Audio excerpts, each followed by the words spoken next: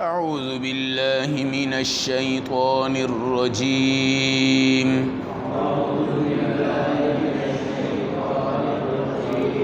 بسم الله الرحمن الرحيم.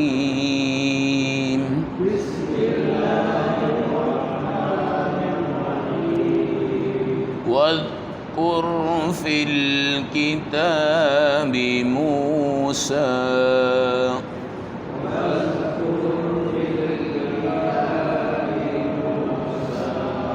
إنه كان مخلصا وكان رسولا نبيا.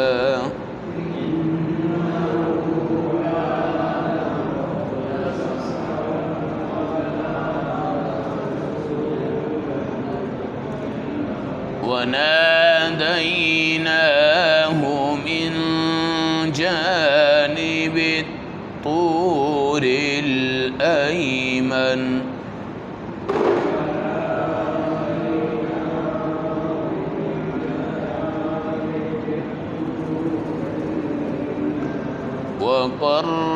وقربناه نجيا.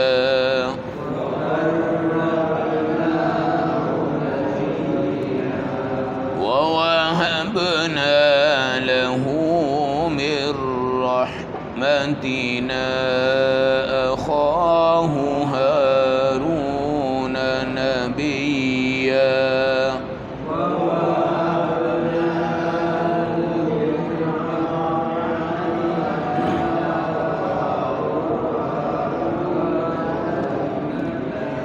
صدق اللہ العظیم.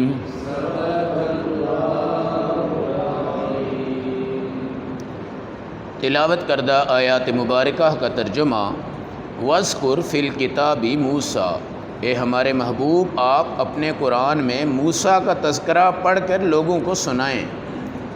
اِنَّهُ كَانَ مُخْلَصًا، وہ تو اللہ کے مخلص اور خالص بندے تھے. وَكَانَ رَسُولًا نَبِيًّا، اور وہ رسول بھی تھے اور نبی بھی تھے. وَنَادَيْنَاهُ مِنْ جَانِبِ الطُّورِ الْأَيْمَنِ، پہاڑ طور کی دائیں طرف سے ہم نے ان کو پکارا. وَقَرَّبْنَاهُ نَجِيًّا، اور راز کی باتیں کرنے کے لیے ان کو ہم نے قریب کیا. وَوَهَبْنَا لَهُ مِن رَحْمَتِنَا، اور اپنی رحمت سے ہم نے ان کو دیے. أَخَاهُ هَارُونَ نَبِيًّا، ان کے بھائی نبی بنا کر. آیت نمبر 51، 52، 53، پارہ نمبر 16 سورۃ مریم. موسیٰ علیہ السلام کا تذکرہ مبارک. اس امت کے روحانی بڑے تعلقات ہیں موسیٰ علیہ السلام سے. اکثر بنی اسرائیل میں اس امت کے بارے میں جو سوال کیے گئے وہ موسیٰ علیہ السلام نے اپنے اللہ سے کیے. اور اس امت کی صفات آپ کو جب بتائی جاتی تھی آپ اللہ سے کہتے تھے کہ یہ جو امت ہے یہ مجھے مل جائے یہ امت. پھر یہ بتایا جاتا کہ اس امت کے پاس تو ایک قرآن ہوگا جس کو وہ دیکھے گی، پڑھے گی، اٹھائے گی تو اس کے لیے جنت بن جائے گی. اور وہ قرآن واحد کتاب ہے جو ان کے سینوں میں محفوظ ہو سکتا ہے. موسیٰ تمنا کرتے کہ یہ امت مجھے عطا ہو جائے. پھر یہ بھی کہا جاتا کہ بڑے بڑے قاری اس امت میں ہوں گے. حضرت موسیٰ کی تمنا تھی کہ وہ قاری بھی میری امت میں ہوں. اللہ نے کہا نہیں، یہ تقسیم رسول پاک کی آخری نبوت کے حصے میں آئی ہے. پھر موسیٰ علیہ السلام کہتے مجھے ذرا ان قاریوں کی آواز تو سنا دیں. تو غیب سے جب آواز سنی جاتی آپ روتے، فرماتے کیا خوبصورت آواز ہے ان قراء کی. یہ بڑے مخلص تھے اور معراج کی جو رات تھی نا اس میں تو کمال ہے ان کا. اور انہوں نے بار بار نبی پاک علیہ السلام کو رب کے دربار میں بھیجا. 50 نمازیں 45 کم ہو کے 5 رہ گئی. اللہ چاہتے تو 50 کی جگہ 45 ایک ملاقات میں کیا کر دیتے، ختم کر دیتے اور 5 رہ جاتی. مگر بار بار کی حاضری. اور پھر موسیٰ علیہ السلام کا یہ سوال واقعتاً کوئی عجیب ہی قدرت خدا بندی تھی. اگر یہ 50 نمازیں اس امت پہ فرض ہوتی تو آپ سوچیں کہ کیا حالات ہوتے۔ 50 نمازیں اگر 24 گھنٹے میں ہوتی، 7-8 گھنٹے تو ہم نے سونا ہوتا ہے جی، کھانے اور پینے میں بھی لگا لیں آپ، لانے اور لے جانے میں بھی 2 گھنٹے تو لگا ہی لیں، ٹھیک ہے، اور اس کے بعد کچھ ذاتی ضروریات اور دیگر گھریلو مسائل اور کچھ معاملات کے اوپر نظر اور توجہ، اور پھر یہ جو ہم نے 7 سے 8 گھنٹے ڈیوٹی کرنی ہوتی ہے، 8 گھنٹے ڈیوٹی پہ، 8 گھنٹے رات کی نیند پہ، 2-3-4 گھنٹے ادھر، باقی پیچھے بچ جاتے ہیں ہمارے پاس 4 گھنٹے۔ اب 4 گھنٹوں میں اگر ہم 50 نمازیں پڑھیں تو وہ منٹوں کے حساب سے نماز بار بار آ جاتی۔ آج دن چھوٹے ہوتے ہیں تو بندہ کہتا ہے یار پتہ ہی نہیں چلتا نماز آ گئی، پتہ ہی نہیں چلتا نماز آ گئی۔ تو یہ بھی ان کا اخلاص ہے، یہ بھی ان کا کیا ہے؟ اخلاص ہے، اور اخلاص کے اندر اللہ نے ان کو بہت زیادہ عظیم نعمتوں سے نوازا تھا۔ وَكَانَ رَسُولًا نَبِيًّا، آپ رسول بھی تھے، آپ نبی بھی تھے۔ رسول اس کو کہتے ہیں جو اللہ کا پیغمبر ہو اور خدا اس کو نئی شریعت عطا فرمائے، نئی کتاب عطا فرمائے۔ عربی میں رسول پیغامچی کو بھی کہتے ہیں، آپ کا جو سفیر ہوتا ہے اس کو بھی کیا کہتے ہیں؟ رسول کہتے ہیں۔ ابھی آپ نے پڑھا کہ جبرائیل امین نے مریم سے کہا انما انا رسول ربک، میں تیرے رب کا رسول ہوں، میں آیا ہوں تجھے بچہ دینے کے لیے اللہ کے حکم سے۔ اب رسول کا ایک مطلب ہوتا ہے قاصد، سفیر، پیغامچی، ایلچی، لیکن شرعی اصطلاح میں رسول وہ ہوتا ہے جس کو نبوت بھی عطا کی جائے اور اس کے بعد خاص شریعت کی ایک پاکیزہ کتاب اس کو عطا کی جائے، جس طرح موسیٰ علیہ السلام کو تورات عطا کی گئی۔ اور جو نبوت ہے یہ مستقل نئی شریعت نہیں ہوتی، یہ گزشتہ شریعت کی پابندی کے ساتھ ایک انسان کو نبوت کا اعزازی درجہ دے دیا جاتا ہے۔ تو رسول کم ہیں اور انبیاء کیا ہیں؟ زیادہ ہیں۔ تو موسیٰ علیہ السلام کی جو کتاب ہے وہ تورات ہے۔ کیا ہے؟ تورات ہے، اس لیے آپ کو رسول بھی کہا جاتا ہے، آپ کو نبی بھی کہا جاتا ہے۔ پھر یہ کتاب دینے کے لیے ہمارے نبی کا اور باقی نبیوں کا بڑا فرق ہے۔ ہمارے نبی صلی اللہ علیہ وسلم کو قرآن اتارنے کے لیے یہ نہیں رب نے کہا کہ تم مکہ پہ آ جاؤ، یا تم مدینہ میں آ جاؤ، یا تم غار ہیرا میں آ جاؤ، یا غار ثور میں آ جاؤ، یا جس جگہ آ جاؤ، کس جگہ آ جاؤ، یا مسجد میں آؤ، یا مدرسے میں آؤ، یا اصحاب صفہ کے چبوترے پہ آؤ، کوئی پابندی نہیں ہے۔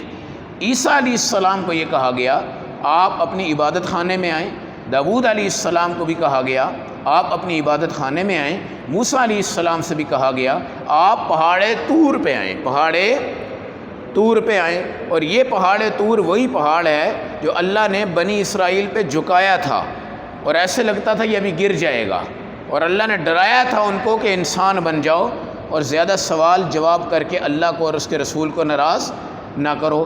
اس پہاڑ طور پر 40 راتیں آپ کو اللہ نے بلا کے قربناہ نجیہ، راز اور نیاز کی باتیں کی، اور ان کے لیے آپ کا نام ہے کلیم اللہ، ایک لقب آپ کا کیا ہے؟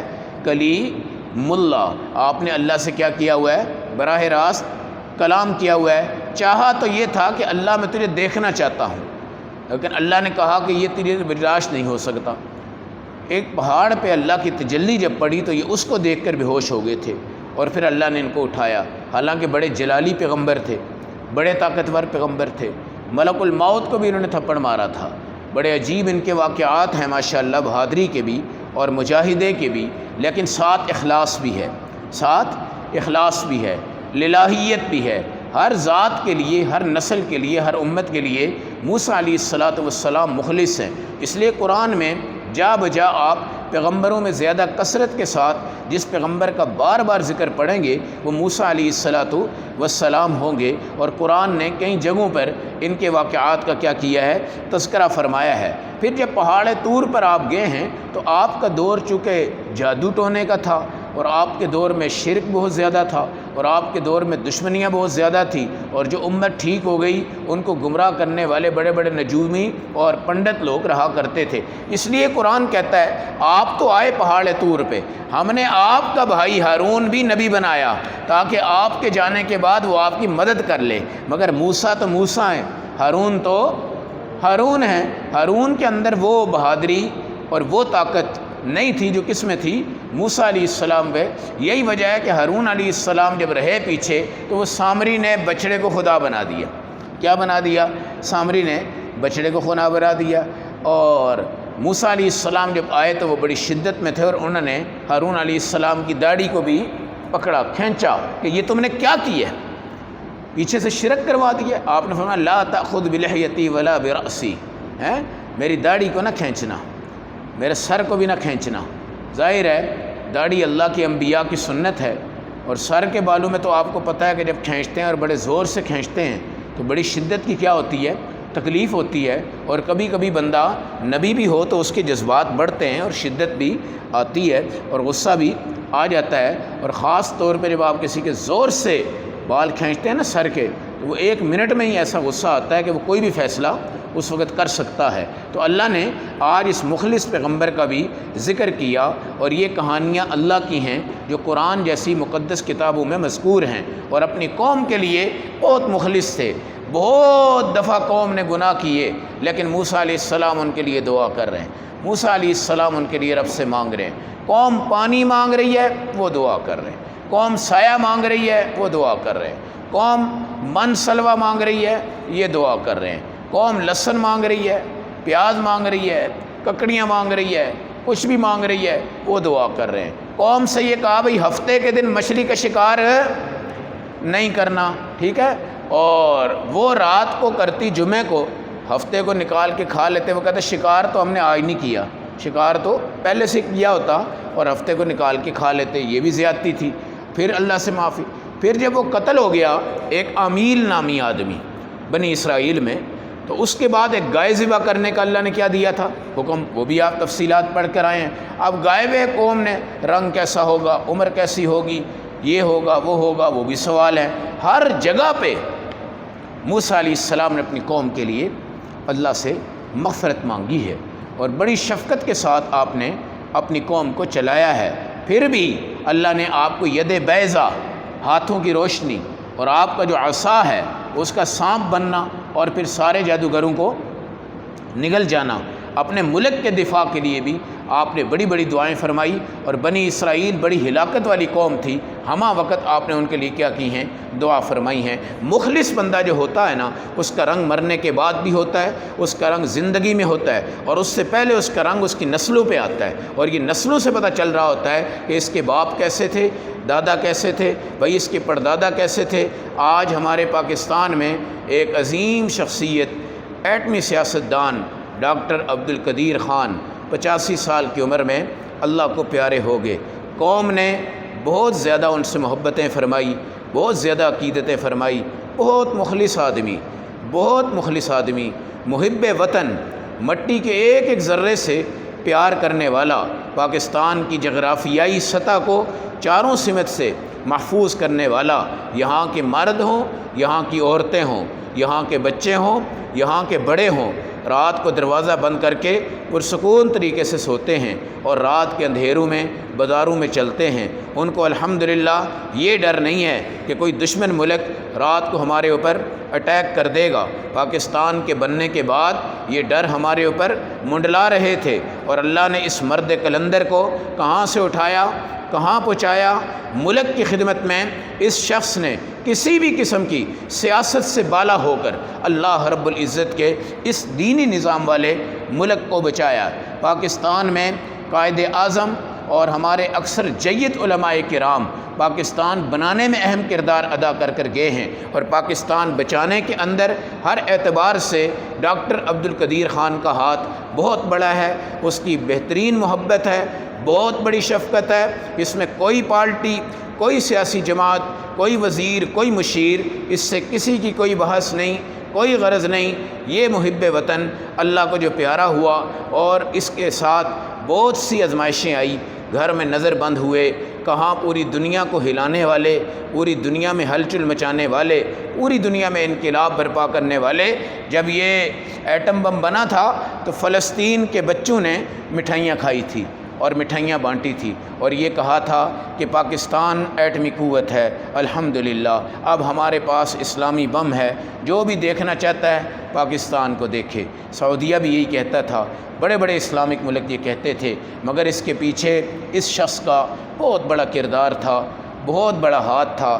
لیکن ہمیں اس بات پر افسوس رہے گا جو کہ ڈاکٹر عبدالقدیر خان کو بھی تھا کہ ہم نے ان کا وہ اکرام، وہ عزت، وہ مرتبہ، وہ رتبہ، وہ عہدہ نہیں دیا۔ اور بہترین کالم نگار، ایسے ایسے کالم لکھے جو قناعت پہ ہیں، آخرت کی فکر پہ ہیں، دولت اور مال کی محبت سے کوئی غرض نہیں، اور بددیانتی، بد عہدی، بد شکنی، یہ تمام چیزوں کے اوپر قلم چلاتے ہوئے ہر جگہ اس چیز کی نفی فرمائی اور اخلاص کی دعوت دی، مخلص ہونے کی دعوت دی، اور پاکستان کے تمام آنے والے سیاستدان اور موجودہ سیاستدان ان سب کو بہت کچھ کہا کہ بھئی آپ اس ملک کی خاطر اپنی ہر چیز کو قربان کریں، اور یہاں تک بھی کہا اگر اجازت ہو تو میں اس کا قرض بھی اتار سکتا ہوں، ایسی ٹیکنیک ہے، ایسا اللہ نے ذہن دیا ہے اور یہ تمام چیزیں دی ہے۔ اور شاید یہ وہ شخص تھا جو اگر پوری دنیا میں اعلان کرتا نا مسلمانوں میں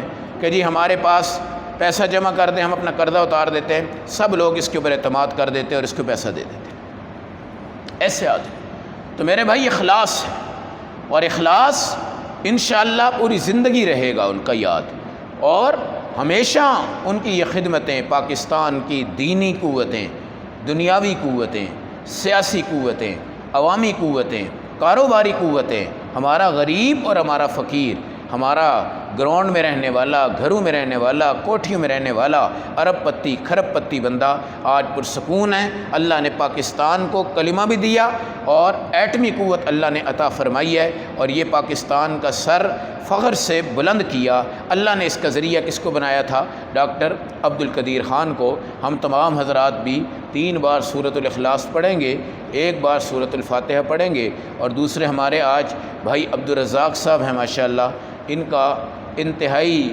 سخت انداز میں ایک جگہ پہ چوٹ لگی جو کہ بہت دیر کے بعد ٹھیک ہوئی، اور الحمدللہ اللہ نے ان کو چلنے کے قابل کیا، اور یہ چل کر آج درس قرآن میں آگے۔ ان کا تذکرہ ہمارے دروس میں چلتا رہتا ہے، دعائیں بھی ہوتی رہتی ہیں۔ اللہ رب العزت ان کو اور تمام ساتھیوں کو اور پورے عالم کو کسی بھی قسم کے جسمانی اور روحانی نقصان سے پاک رکھے۔ 3 بار سورۃ الاخلاص پڑھیں، 1 بار سورۃ الفاتحہ پڑھیں۔